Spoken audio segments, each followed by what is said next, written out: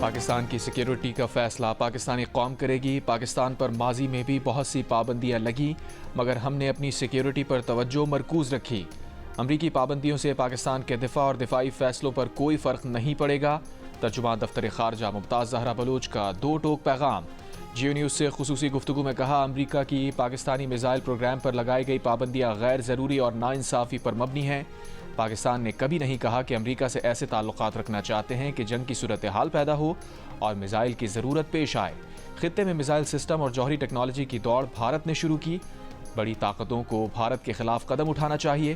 فوجی عدالتوں سے متعلق یورپی یونین کے تحفظات پر دفتر خارجہ نے کہا کہ پاکستان کے آئین اور عدالتوں میں اندرونی معاملات حل کرنے کی صلاحیت موجود ہے۔